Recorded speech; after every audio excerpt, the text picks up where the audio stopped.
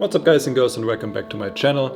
What I have for you today is the super deep run I had in the $150 Saturday knockout, and there's 2 tables left. We're gonna jump right into it.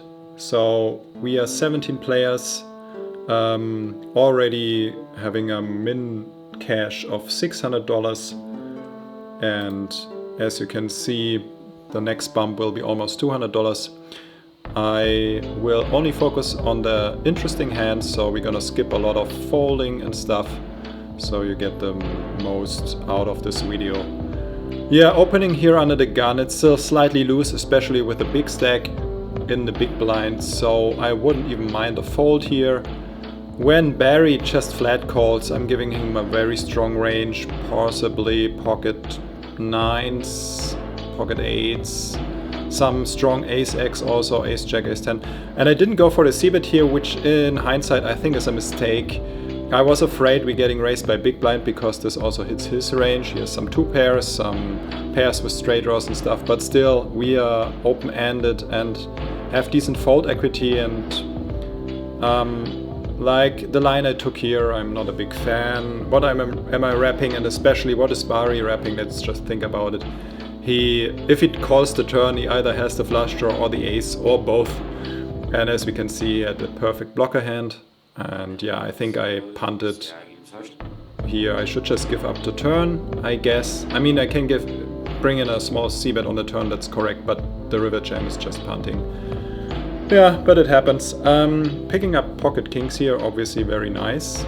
And on the other table, you can see it right now, but there's like a double bust going on. Yeah, so we are down to 12 players already, another big money bump, and here I'm raising and of course getting it in happily against anyone. I remember now. Yeah, and we're getting a rejam here. Sure, he sometimes has the aces, but we cannot fold kings ever, and we are super happy to see him turn over queens.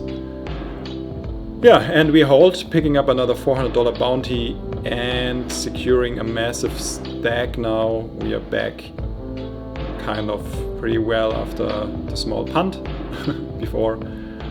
And this is the direct final table bubble. There's 9 players on the final table, 10 players left now. I had a phase where I didn't pick up many hands. 3 deuce here, I think I left it in because there's some consideration if Namek jams to call, but I think 3 deuce still makes a good fold. His bounty is not big enough. I don't know how big it should be that we consider calling. I think it needs to be bigger, probably around $600 plus, because wasting 6 big blinds here with a very, very poor equity hand against some of his shoves. Of course, we are 20% underdog. So yeah, I like the fold. The king 3, I think raising seems slightly better, mostly because of the final table bubble pressure. And bringing the c-bet here is okay, but I think we need to bring in another barrel on the turn, probably 2/3 or something, 3/4, if we decide to c-bet king high on the flop. And yeah, we ended up losing against one of the hands. We probably would have gotten a fold. So yeah, again, not the best line in my opinion. I played this tournament about, what was it, 5 months ago or something, 4 maybe, I don't know. King check suited against the 3x, pretty scary the 3x, but I think in position we probably still call. Of course it's gonna be terrible if you see rejams from the blinds, but then we lost 3 blinds. It's not great, but it's also not terrible. But on an ace high board with just a backdoor flush draw against a big c-bet, I don't think we can do much. I considered just jamming here because 3-betting and then getting shoved on is terrible, and he sometimes might do it with a pair like pocket 10s or whatever that we're just flipping against. We don't want to see that. So I considered jamming, but with all the short stacks and quite some money on the line, I decided to go the very low variance route against the 3x, just flatting here, and yeah, on this turn we just go for value and getting a fold. Seems okay. I don't know what to do if we would get a raise on the king-queen board there. Might be a fold, he might be slow playing some pocket queens on the flop and stuff, but yeah, luckily we didn't go into that difficult position. And yeah, he finds the call here against a $900 bounty, which I think is fine with 4 deuce. Not sure, but I think with his big stack, yeah, it's totally fine. And unfortunately, he binks the river, so we are still on the direct final table bubble. We went down to 10 players really quickly from 17. There were some multi-busts, like I said before. And here, interesting spot for Julep Bulle. I guess it's a call with his hand, but it's a close one. I think Ace-10 might already be a fold, Ace-10 suited. But yeah, the kings hold, but still we lose 1 player and finally jump to the final table. As you can see, my ICM value is insanely high already, 6k, that's around 5th to 4th place money. And yeah, we have the seed selection. I skip this. It's slightly difficult to have a good selection if you're just a mid stack because, yeah. But we're back to 36 big blinds in 15 hands actually. So that's really a slow structure. The blinds increase, so you really can take your spots here. You have quite some time to maneuver, no need to go crazy, so that's why I folded the king 10. Even pocket 10s, you're not super happy to see it. There's a lot of stacks that have us covered behind us. And if you're getting played back, it's probably just gonna be a fold. Now we see a call. And on this board, I think we need to c-bet here. The diamond helps. But if you're getting called, you're already not loving life. And yeah, he calls, and now we have a big decision to make. We can barrel turn because he still has some floats like pocket 9s, ace something of diamonds, that we might get a fold here that we're still ahead of. But it's difficult.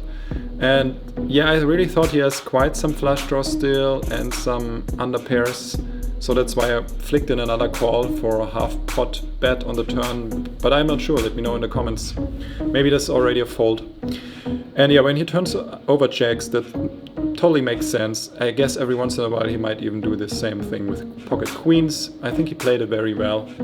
Even the c-bet on the turn, or like the bet on the turn against my jack is pretty nice. Denying equity if I have draws and stuff.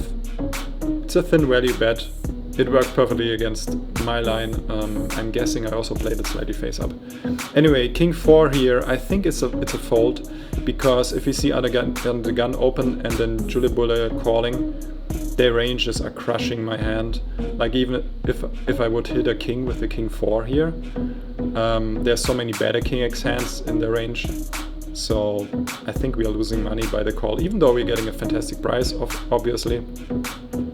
Yeah, in this case, I guess we would have won, but that's rare. As you can see, we already crushed here. King 5 beats our king 4.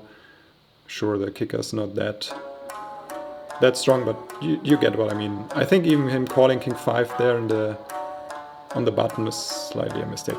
And here I went for the high variance route. Because I expect Pablo to almost open 100% of his range, our ace-9 is just so way ahead. There's still, these blinds are important to pick up. As you can see, my ICM value went up by $400 just from these few blinds that I picked up.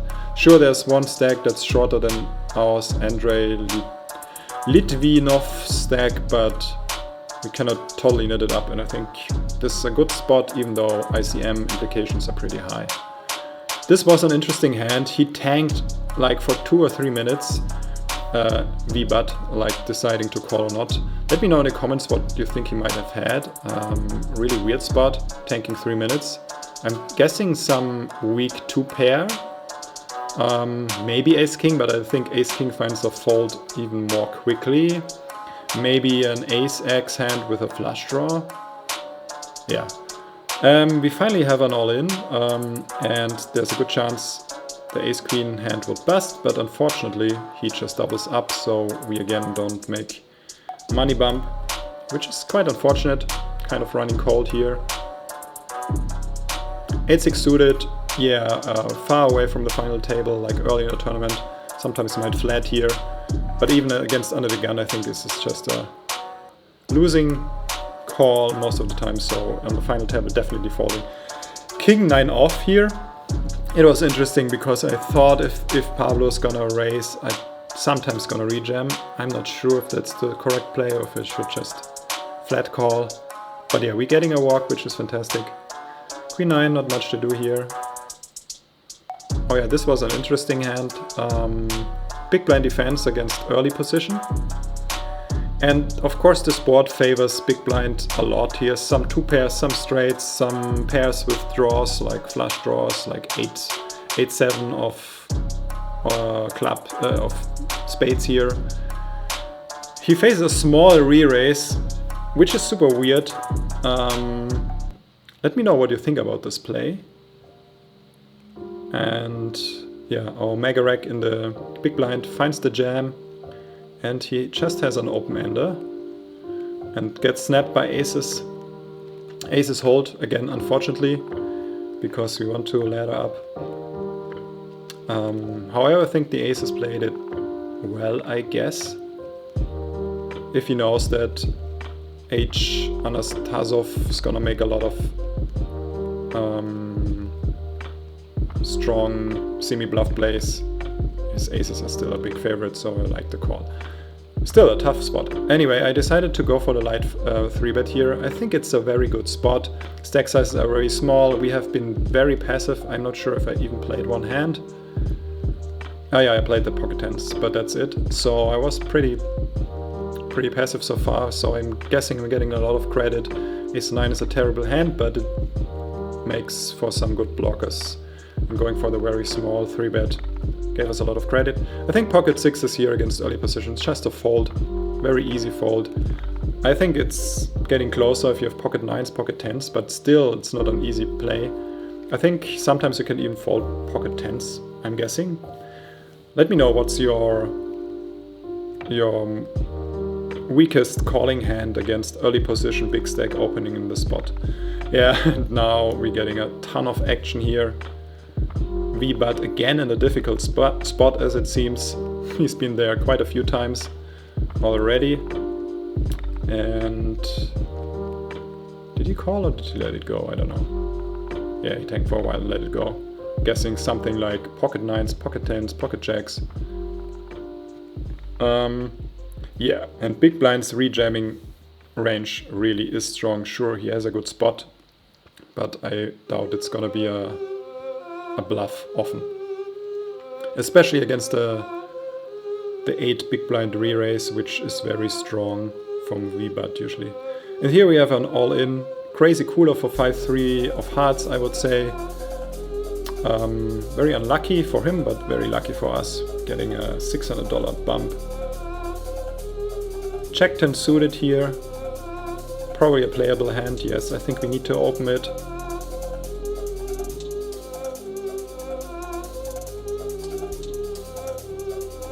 So this is already almost 1 hour of bubble plus final table play, condensed into slightly less than 50 minutes. Facing the 3-bet here, I actually, depending on the player, don't hate a 4-bet jam. However, again, you could also call it suicide. And now again we have an easy decision. Just letting it go. Not much we can do here. And that's just an insane jam if you think about it. He's risking 47 big blinds to win about 10 given ICM, so his hand usually would be very, very strong. Yeah, and we're entering the next break, and this is also gonna be it for this episode. There's probably gonna be one more. Stay tuned for that, subscribe if you haven't, leave comments, I always appreciate it, and I kind of try to read everything. Yeah, wish you guys and girls good luck at the tables, and see you in the next one. Bye bye.